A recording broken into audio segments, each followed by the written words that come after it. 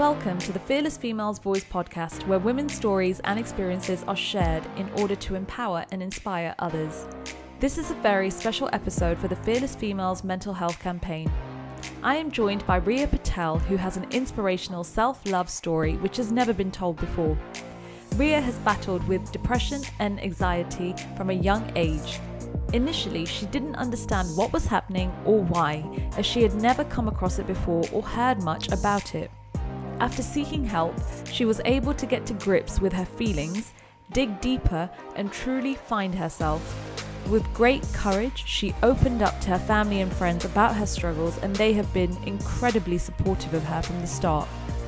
On this episode, Riya openly talks about how she felt during the darker days, what her triggers were, how she educated the older generation, seeked out help, and embarked on her self-love journey, which included finding Pilates, which became a saviour.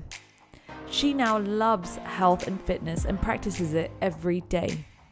Riya is an incredible and powerful woman who has taken back control of her life to be in the happy place that she is in now. I know you'll really enjoy the listen, so without further ado, let's get stuck in. What does being a fearless female mean to you?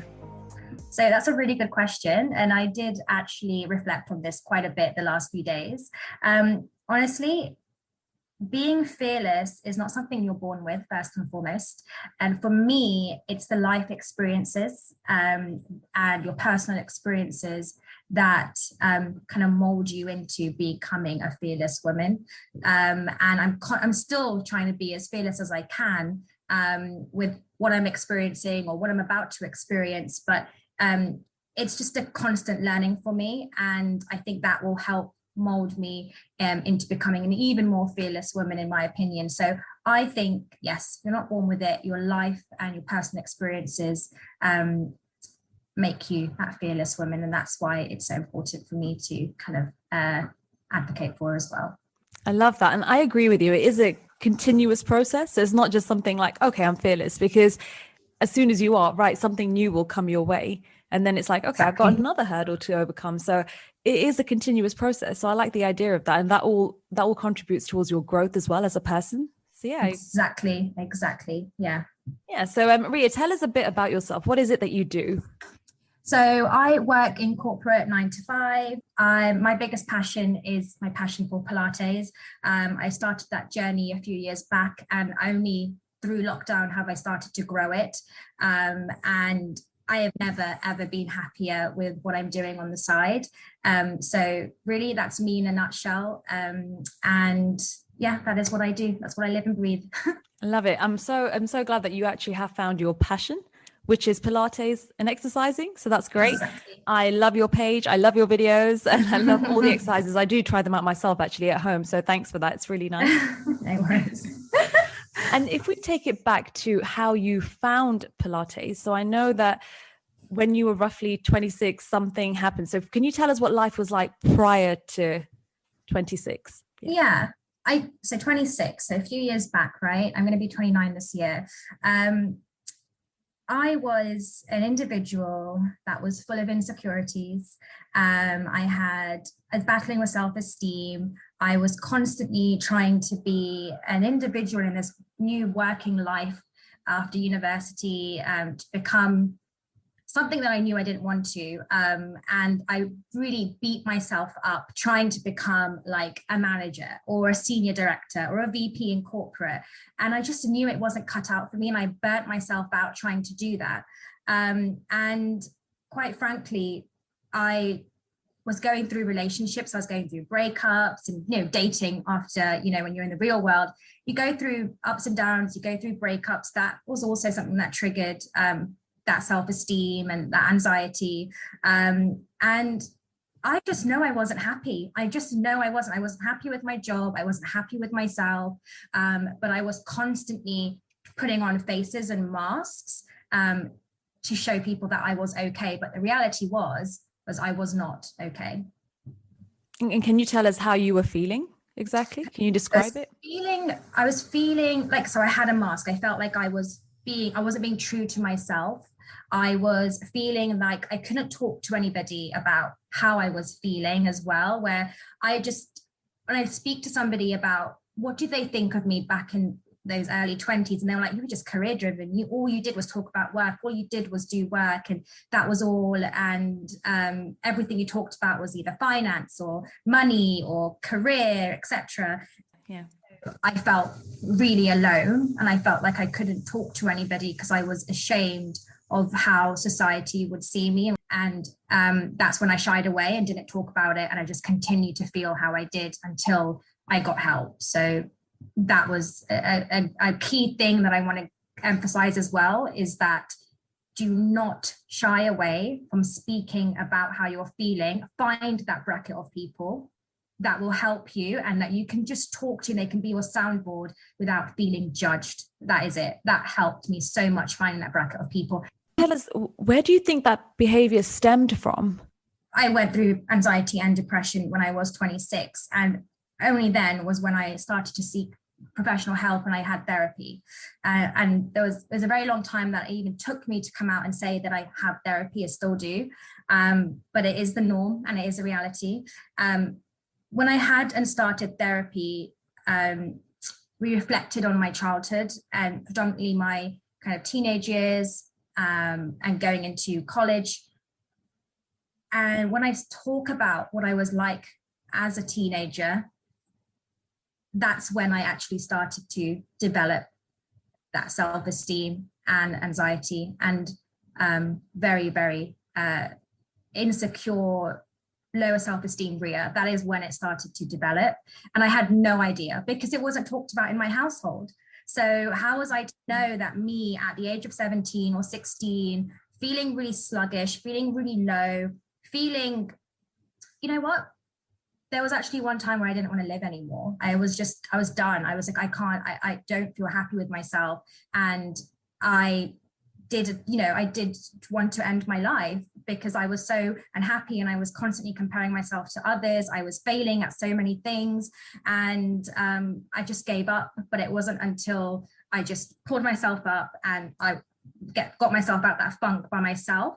But it didn't last long because then I went back into it when I hit my early 20s. So it all stemmed from my childhood, but I didn't know it stemmed from there until I started talking about it at therapy.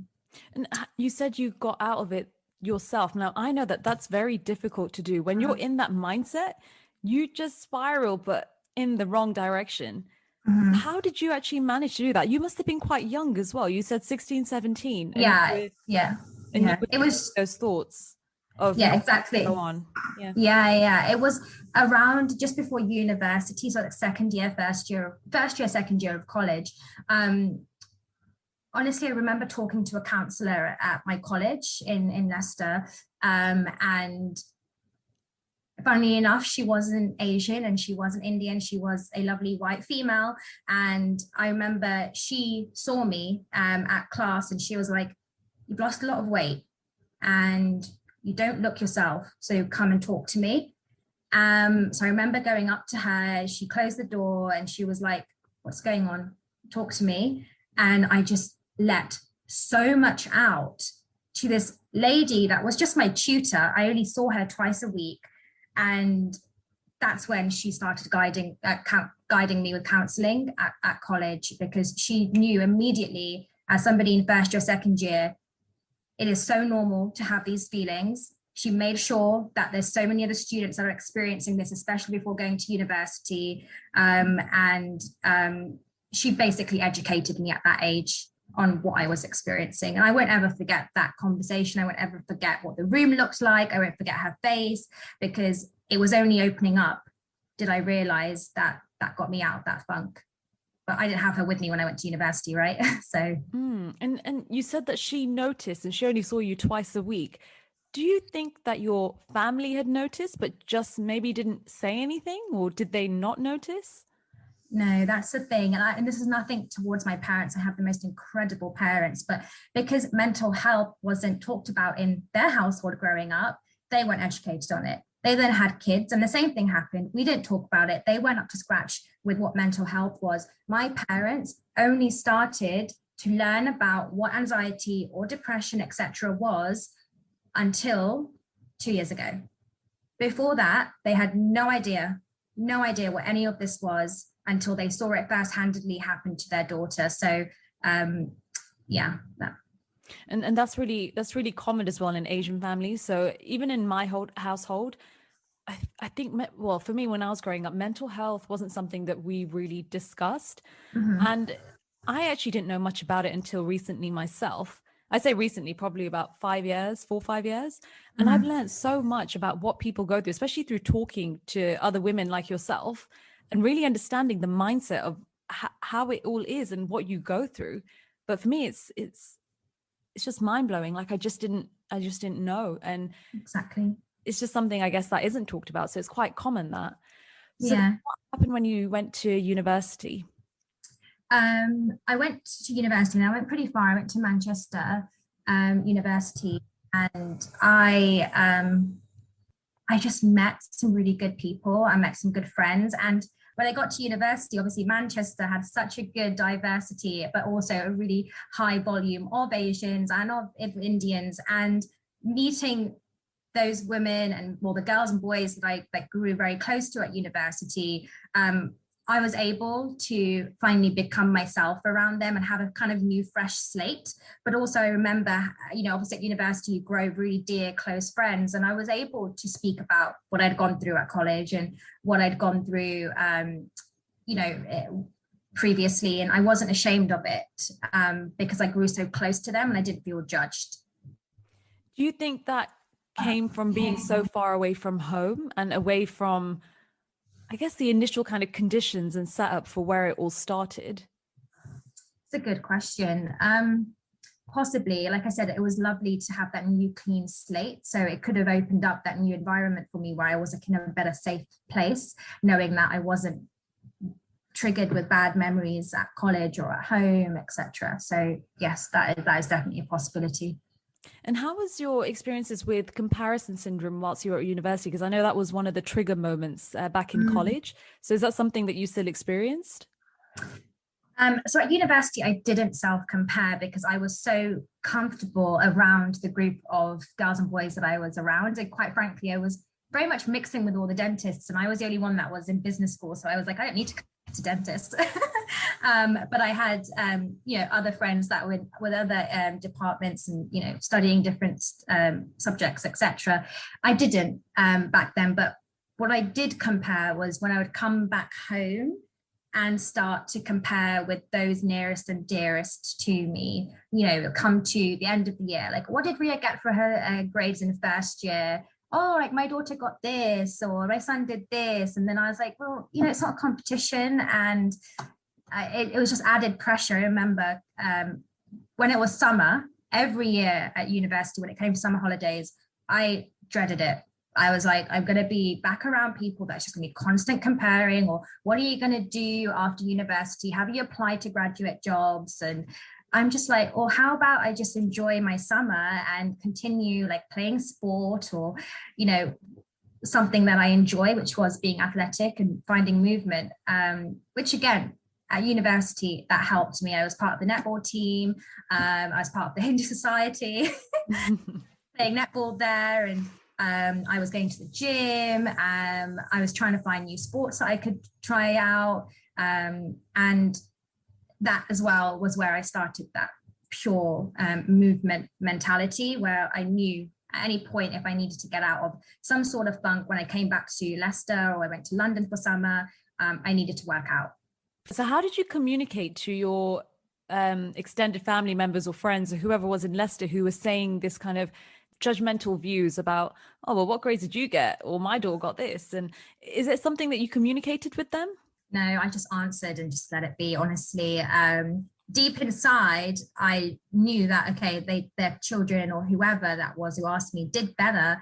It did. I was sometimes jealous. I was sometimes self-comparing, but it was year by year where I just started to think, just don't give a crap. Like, I'll answer your question, I'll tell you the truth, and that is it. The reason I ask that is because the older generation, especially in the Asian community, sometimes don't realize the questions that they're asking.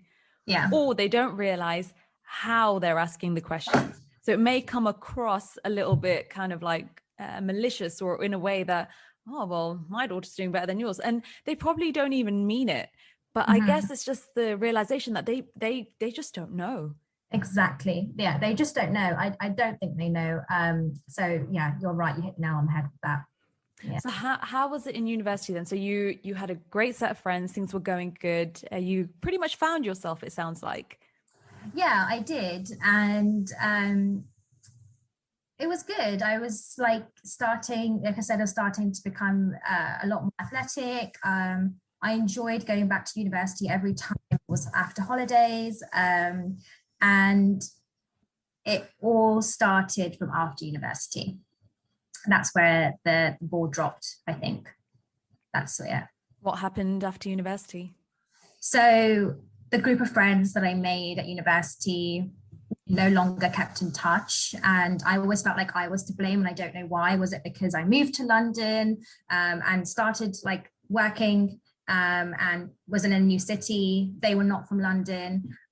Obviously you were dating as well. You go back, I was single, I was dating, and I was just going through like bad dating experiences and a bad relationship as well.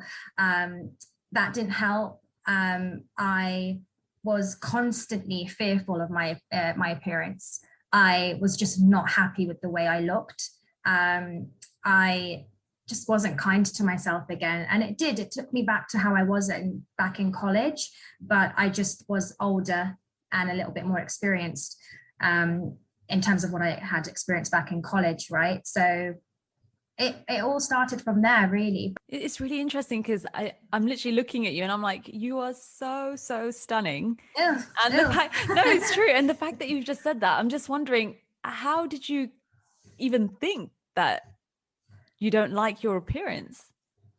I think again, it's like other people comparing you to others, right? So, like there were trips we would take to on holiday and people would be like, oh, like, she's not your daughter. She doesn't look like any of you to my mom and dad, or they'll compare them to the other like extended family members, or it's just things like I'll go to a wedding event and somebody will say to me, literally to my face, oh, what's happened to your skin? You have such bad acne, or, oh, Ria, you shouldn't wear that again. You look so skinny. And these are just people, like you said, they don't know that they're saying it, but it comes across so vicious that it sticks to my head.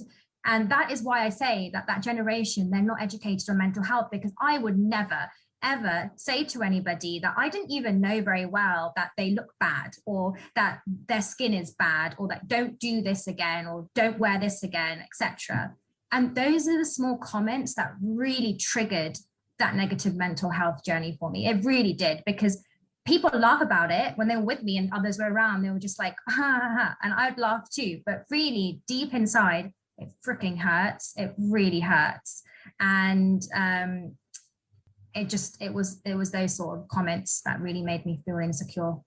And wow, that's really interesting. And the thing that you said about the aunties at the wedding, because I'm a very tall girl and we don't really have tall girls in our community.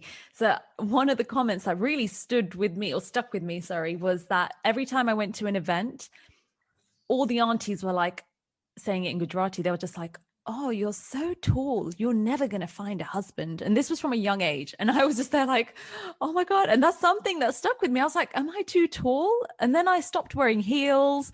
And Oh, I was just, honestly, it was just like a whole, and now I love my height. Like it's almost like all those comments have just gone out the window. If anybody ever says that to me, I'm just like, well, that's your opinion. I love my height I now. love And it. yeah, Yeah, and embrace it, right? Like that's what we've got to learn to love. Like I still have bad skin, but I'm just, embrace it. It's just like it's a few spots, that's fine. But you know, it sticks to you, and people are like, your skin's just not good. Don't just cover it up, but don't cover it up too much. Like I used to have an ex-boyfriend, and he used to say to me, like we'd be on like having dinner, and he'd be like, what have you done to your face? Like, don't do that again. Your skin looks really bad as it is, and then you covered it with makeup. And I'm like, oh my God, how did I take that? Like, why did I take that and not say anything? Instead, I listened, wow. made the changes, right?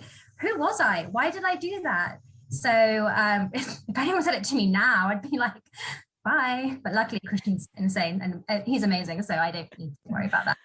And this is it. You're in such a different position to where you were at then, because I had a lot of comments on my weight as well, because I was tall and thin, and I got all comments under the sun about eating disorders. You're never going to find a husband. You're too tall. Also, I didn't have any of that. And yet, I would then go home and be like, right, I need to eat extra. Because in my mind, I'm thinking, all right, well, someone's just told me I look skinny, and I don't like that word. I don't want, that's not me. This is just my build. So it did get to me. And then, you talked about your self-love journey. I went through that myself, and I've come on the other end just in I'm just a completely different person. Yeah. So I'm interested in hearing more about yours. So can you take us back to, you then went to university, came back, I guess you spiraled a little bit then as well.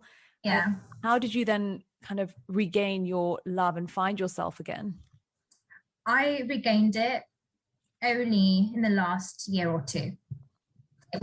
And that's recent in my eyes. So before that, I was still very insecure. So the funny thing is, when I was 26, it was 2018. It all came back, those feelings where I was just unhappy. But the crazy thing is that I had an amazing partner. I had a job. I had food. I had shelter. I had an amazing family. I had friends. Even though I'd lost a good group of girls, I still had some friends. What happened? I don't know. And I woke up just unhappy. There would be those days where I'd wake up to get ready for work.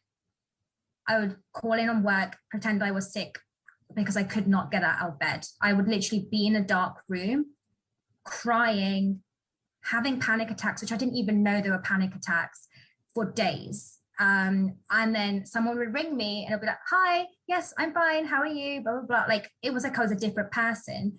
So I was so confused what was happening to my body, because I was just waking up unhappy, going out, seeing Christian or seeing some friends or seeing my family as a different person. But I remember so well, every time I would leave those members of the family or anybody else, I'd come back, shut my flat door, and literally just cry. And I don't know what was happening. There were so many things that were just eating me up, and it just caused me pure unhappiness. And then when I'd go to work, I would be having panic attacks at work. And that was so unhealthy because I couldn't speak to anyone about it. I literally go into a meeting room and just my chest would just come together and I couldn't breathe, and I was just hyperventilating and crying. But again, I didn't know that it was panic attacks at that point. And then on the tube, there were many, many times where I was just feeling anxious and uneasy and just sad. And I would have to get out of that station and just go to the corner and I had another panic attack.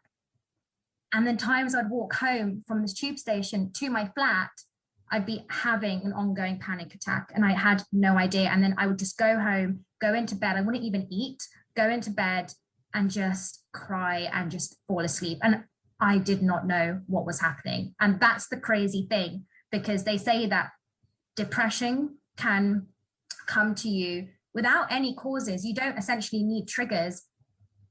And for me, that's how it felt. It was like, finally, I felt happy. I had everything, but it just hit. And I genuinely still, I'm still working on it to understand what happened. But it was only until I went to therapy and had many sessions with not just therapists, but GP, etc. And they were like, you have severe depression and anxiety. And I was like, what? And that's when, that all happened. So it wasn't after I experienced that mental health journey, did I build that self-love journey for myself. But I had to get better to understand what was happening to my body, how to manage it, and then get more confident with myself and grow that self-love journey. That's where it all began, really, was after. What is really interesting is, on paper, as you said, you had what sounds like a great life. You said a good job, a partner, shelter, food, family, friends. So on paper, it looks like, wow, this girl's got it all. It's great. And when you said it was just like one day you woke up, is it literally you were good, and then you woke up one day and just felt all this emotion? Yeah, it was one day, and then one day led to 2 days, 2 days led to four, and then it was just a pattern. It just continued for months. Wow. And Yeah. what's helped you get through this all? So professionally speaking, therapy, again, it's so unheard of in our Asian community, right? When I say Mm. state, I tell somebody I'm in the family or anybody extended, I'm going, I've got therapy, and they're like, why are you being so silly? You don't need therapy, like forget it. And I'm like, okay, that's fine. I'm not going to educate you. That's okay. That's your opinion, but it helps me. So therapy it really helped me. And I urge anybody that is experiencing any mental health issues that do not shy away from the word therapist or counseling. Don't let that stigma in our society ruin that for you, because they are there to help you. That is their job. And I have an Asian therapist, and that really helps because she understands, coming from an Asian family, some of my life experiences as well. So that was one thing. I was on medication for a year, and that helped me, especially managing the panic attacks. And then that was professionally. But what really, really, really helped me was Pilates. Um, I was at my peak of my mental health journey back in 2016. And I was such a gym fanatic before that. I was really looking after myself, like maintaining my body, etc. And obviously through depression, I just didn't work out, and I was really unkind to myself. But I knew, when I reflect back, like say at university and at college, the one thing that has always been consistent with me was being sporty and being athletic. So I knew I needed to find some form of movement that didn't require doing PT or didn't require going to the gym. I didn't like running. I didn't like cardio. I like to work a sweat, and I also like to feel an impact on my body externally as well as internally. So I came across Pilates. I researched it, educated myself on it, and one session online led to a couple more. And then I found an in-person Pilates coach and started doing that. And oh my gosh, that's where it began. I just fell in love that I was able to find that one form of exercise that just lifted me, it moved me, and I just felt so good that I was able to find that. Because if I didn't, I genuinely don't know what. I know, I mean, I would have definitely come out of the anxiety and depression, but for me, endorphins are a real thing.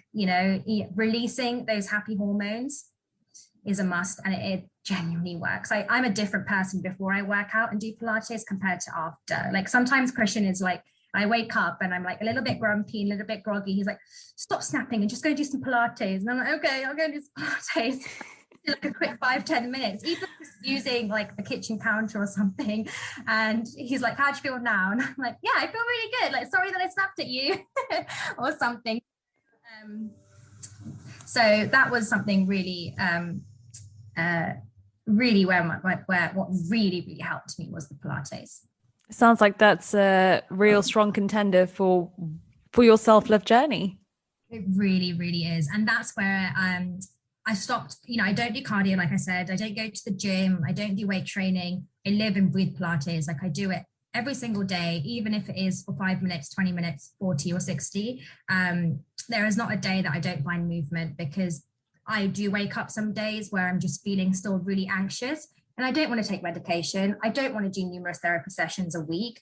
It's just, even if I'm in my pajamas, seriously, like I will just need to just get on a mat or get on my bed, just take time to myself, be present and stay present.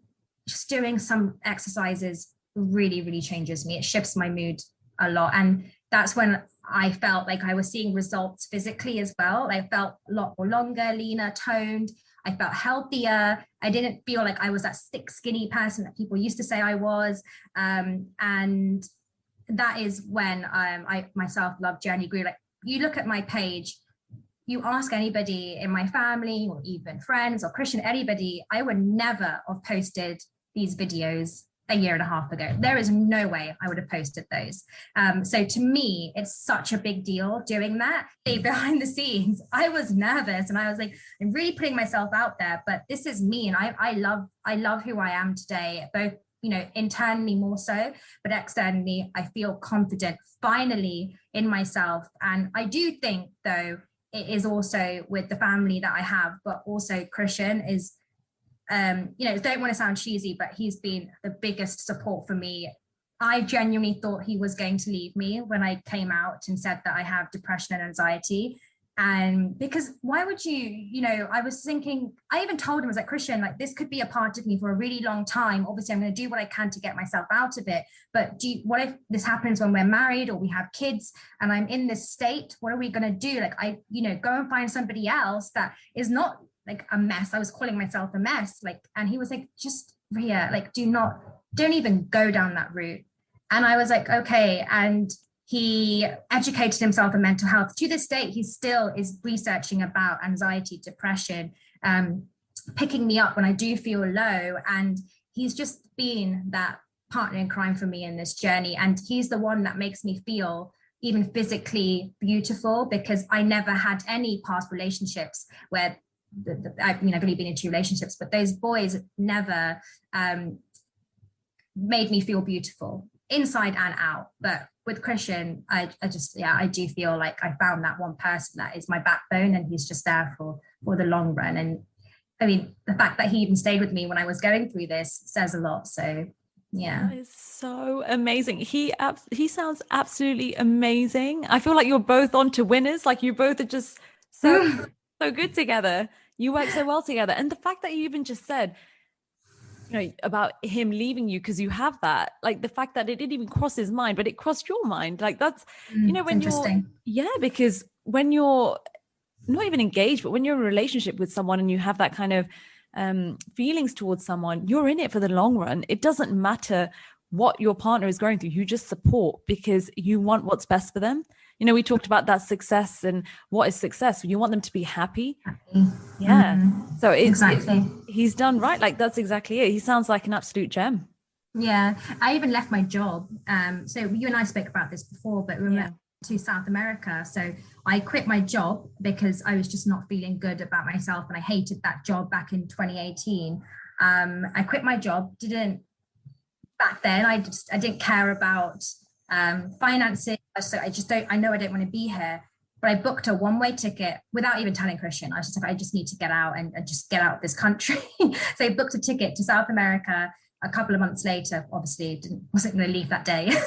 But a few months later, I was going to go backpacking by myself, solo, to South America, do the Machu Picchu trek, go to Bolivia and all sorts. And he was so supportive. My parents and my sister, everybody, they were so supportive. They were like, Riya, you need to do this for yourself. So go, just detach yourself from the life that you have here and come back with a fresh slate. And even though the depression started a few months after, I remember coming back from that solo trip and everybody was like, you are a new person. You look like a new person. And then I found another brilliant job.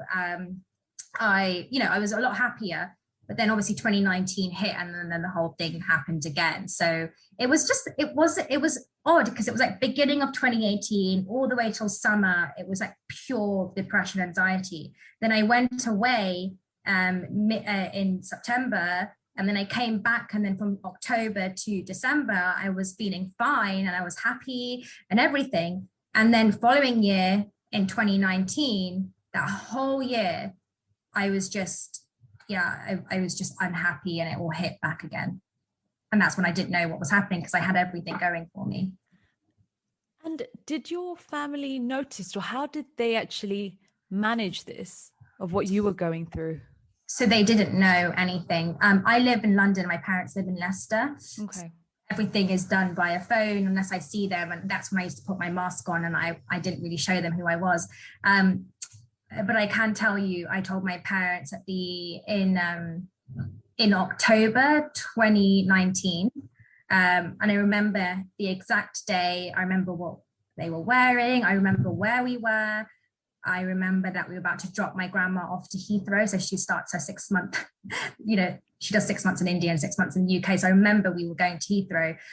We were at my mummy's house in London, and my sister already knew. And I was like, Jenny, I need you there when I tell mum and dad, because they know that something is up. I can feel it, because when they saw me that day, my mum just started crying. She just randomly saw me, and I was like, had my mask on, right? Like I had my hair done, had my makeup. I was like, I didn't look like somebody who was going through mental health issues. And I did that by purpose, but she just saw me and burst out crying. And I was like, I just saw you a few weeks ago. And then I just ignored it. And then my sister kind of gathered my mom, my dad, and even my mammy and mama. I'm so close to them, and I wanted them to hear it too, because when I'm in London and my parents are in Leicester, they are like my parents. So my sister started it off sort of like, guys, like, you know, Ria's wants to share something with you guys, and it's nothing that we don't want to dramatize it or make it a big deal, but and then she kind of just let me talk. And I remember I couldn't give eye contact. I was sitting on the kitchen counter stool, and I was just looking to the table, and my mum and dad were next to me. And I just basically said, look, I know that you guys probably think something's been going on. And like, I have been going to therapy. I have been told that it's anxiety and depression. And I don't know why it's happened, but I'm managing it. I'm finding the tools to kind of help me. I've been having loads of panic attacks, et cetera, et cetera. And my mum and mammy just immediately just started crying, because they could see the pain that I was in, and I was shaking and all sorts. And my mum, I remember her grabbing my hand. She was next to me, and she was just like you know, cradling my hand sort of thing, because I was shaking.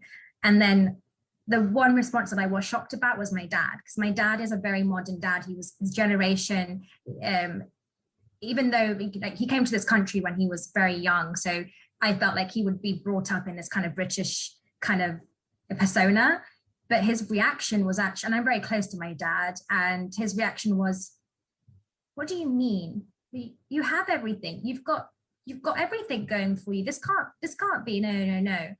And I was like, Dad, of all people, I thought that you would understand. And he was like, I'm just confused. Like, are you sure? And I was like, yeah, like I am sure, because I'm telling you how I'm feeling, and it's all raw.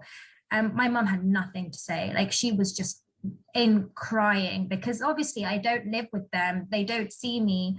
And for her to know as a mum that she's, you know, about a couple of hours away, and I've been struggling with this by myself, because I live alone as well in London. I don't live with anyone. So I think that was just her mum guilt coming out, that she just didn't have anything to say. And then we just kind of, we had to leave because my grandma had to go to her flight, but I did go with them to the airport. And the whole journey to the airport, I was in the middle, in the back seat, and my mum was on my right, my grandma was on the left, and both of them had my hands, and they were both just crying, because they could see that, I think they just felt guilty, that's all it was. But my parents changed so much after that, Chandni. I have seen them change so much. They are so educated and know now how to talk about mental health. You know, after that, I did struggle, and I came home and I had a few panic attacks back at home. I remember they saw it first-handedly, and both of them, they didn't stare and be like, blah, blah, blah. Like, they knew exactly what to do. So Dad quickly went into my bag, got me medication. Mum was like rubbing my back, telling me to breathe and helping me open the window. And I was like, how did you know how to do that?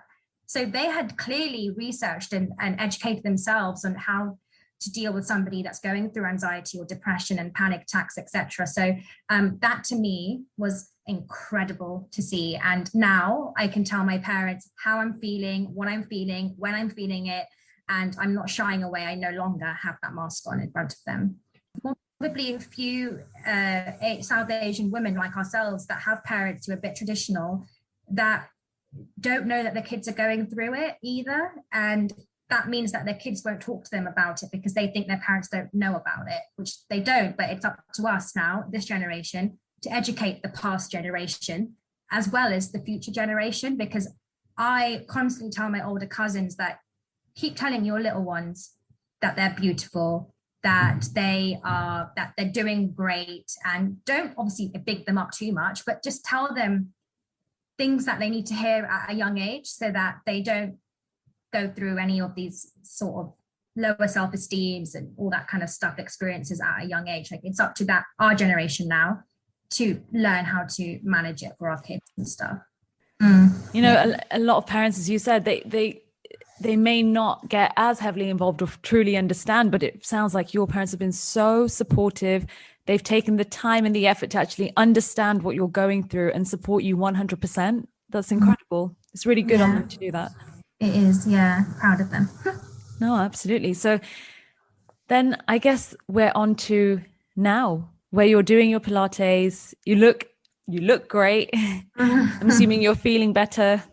Yes, definitely. And yeah, I mean, I reflect back to what I was, but it's only because I'm so proud of myself. And I never would have said that about myself ever. And I wish I told myself that when I was younger, but I'm so proud of myself. And I'm even proud about myself to talk about this. I have never spoken about my journey. You are the first person that I am speaking to about this. There's been nobody that in public that I have spoken to. Obviously, family and friends is fine, but this to me was the first time, and you could see that I was pretty nervous, but I'm being authentic and I'm being real and I'm being raw and I'm just saying what's on my mind, because what I experienced was real. Why would I need to add any color to that? Because it was real. Other than that, I was like, I'm just going in with what I know, and that is my own experience, right? So I'm just proud of myself and I'm happy with myself. Even last weekend, it was my sister's, one of my sister's wedding ceremonies, and somebody said to me, "Oh, you look so skinny. What have you been doing?" And I was like, "Pilates," and I'm really happy about it. And then walked off. So I was like, I don't think I am skinny anymore. I think I'm fit, and I think that I am. I think I look good for once, So I would never have been able to say that, and I didn't let it hurt me whatsoever. So I am in a much better place, and that is through the support and talking it through with a bracket of people. But it's also that I found that passion, and that passion for me is the Pilates, it is the movement. So I encourage anybody out there, just two things. One, find that bracket of people that you do feel comfortable with, that you are open with, and they just listen. And they're there as that soundboard. And the second is find something that just shifts you, that shifts that mood, whether it is something to do with movement or any form of exercise, a passion, a hobby. I promise you that is the start to a better journey. So that is what I would definitely recommend for anybody experiencing any mental health issues. Honestly, it sounds like you have come such a long way, and I love that you embarked on your self-love journey and you've got to where you are now. And also the whole element of fitness, because I found that very recently and it really, really helps. I've experienced that myself, so I can honestly say it really helps. And I'd definitely say anyone listening to check out Riya's page. I'll put your link in the show notes. And then you can check out the Pilates yourself and hopefully get some benefits from that too. Yeah, well, thank you, Chandy, for having me. You're doing an incredible job, and I'm a big fan. Thank you so much. And thank you so much for coming on the podcast as well. It's been such a pleasure and a privilege, seeing as this is the first time you're openly talking about this. I feel really privileged that you've done this on my podcast. So thank you so much. You're welcome. It's been so nice. Thank you. Thank you so much for listening to the Fearless Females Voice podcast. Be sure to join our Facebook group called Fearless Females and stay tuned for the next episode. Bye for now.